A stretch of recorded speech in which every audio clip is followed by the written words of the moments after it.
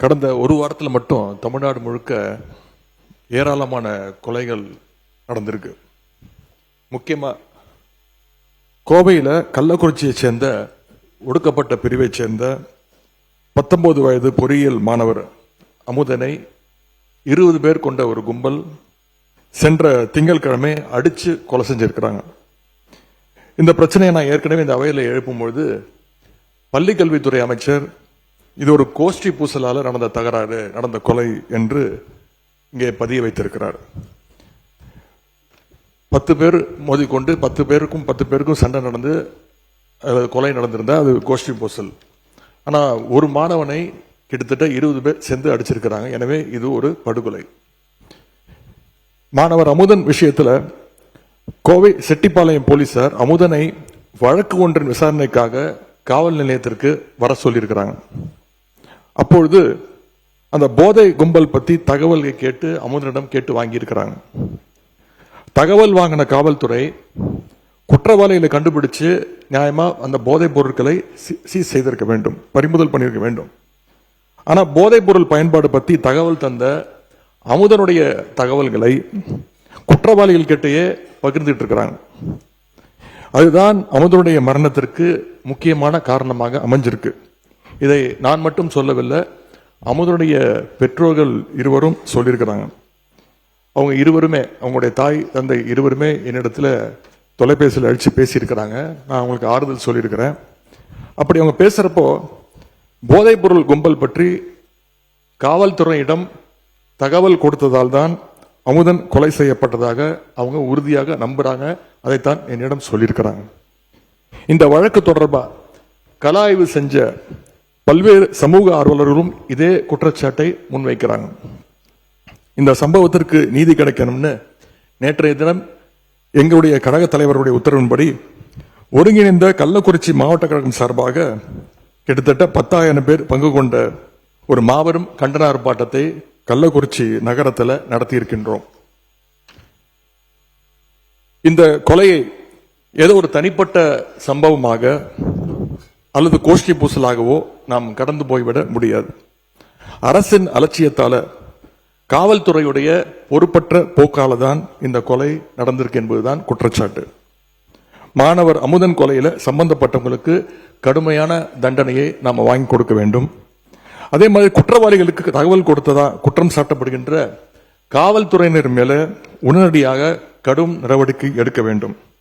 போதை கலாச்சாரத்தை எதிர்த்து நிற்கின்ற ஒவ்வொருத்தருக்கும் விடப்படுகிற ஒரு எச்சரிக்கை தான் இந்த சம்பவம். கோவையில் மட்டுமல்ல, சென்னையிலும் இதே மாதிரி ஒரு சம்பவம் கடந்த 14ஆம் தேதி நடந்திருக்கு. சென்னை திருவொற்றியூர்ல அரசு பள்ளியில +2 படிச்சுட்டு இருந்த மாணவனோட பெயர் தனுஷ். அவர் போதை கும்பலை தட்டி கேட்டிருக்காரு. அதற்காக பட்டப்பகல்ல சுமார் 30 பேர் கொண்ட ஒரு கும்பல் தனுஷ் அவர்களை அடிச்சே கொலை பண்ணியிருக்கிறாங்க. இந்த அரசு போதைப் பொருள் தடுப்பு படையை உருவாக்கி இருக்கோம்னு சொல்லிடுறீங்க.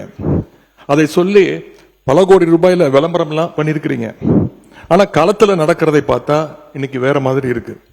உதாரணமாக சில நாட்கள்ல மட்டும் நடந்த குற்ற சம்பவங்களை இங்க அவையில பதிய வைக்க விரும்புகின்றேன். நேற்று இரவு காஞ்சிபுரம் அருகே படுநெல்லி கிராமத்துல கோவில் திருவிழாவின் போது போதை கும்பலுடைய அட்டகாசத்தை கேள்வி கேட்ட சந்துரு, விக்கி அப்படிங்கிற 2 இளைஞர்களை அந்த கும்பல் வெட்டி கொலை பண்ணியிருக்கு.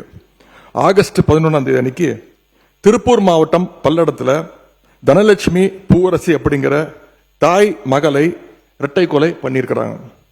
ஆகஸ்ட் 12ஆம் தேதி சென்னை அம்பத்தூர்ல ஆட்டோவில் வச்சு வைதேகி அப்படிங்கிற ஒரு இளம்பெண்ணை கழுத்தறுத்து கொடூரமா கொலை பண்ணியிருக்கிறாங்க. ஆகஸ்ட் 13ஆம் தேதி வேலூர் மாவட்டம் குடியாத்தத்துல பெண் தலைமை காவலர் தாமரை செல்வி குத்தி கொலை செய்யப்பட்டிருக்கிறாங்க. ஆகஸ்ட் 14ஆம் தேதி கோவை மாவட்டம் பாப்பநாயகன் பாளையத்தில் ஒரு வயதான பெண்மணி உறுப்பினர் கவன ஈர்ப்பு தீர்மானத்தில் நீங்கள் கொடுத்திருக்கிற அந்த பொருள் பற்றி மட்டும் நீங்கள் விளக்குவதிலே நியாயம் இருக்கிறது.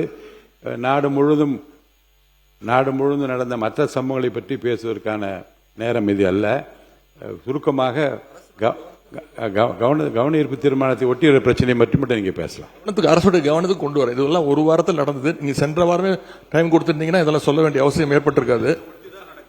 இதே நாளில் திருவள்ளூர் மாவட்டம் கும்மிடிப்பூண்டி சானாபுத்தூர் கிராமத்தைச் சேர்ந்த ரஞ்சன் அப்படிங்கிற இளைஞரும் கொலை செய்யப்பட்டிருக்கிறார். இப்படி கொலைகள் மட்டுமல்ல, பாலியல் வன்கொடுமை சம்பவங்களும் எக்கச்சக்கமா சென்ற ஒரு வாரத்தில் மட்டும் நடந்திருக்கு.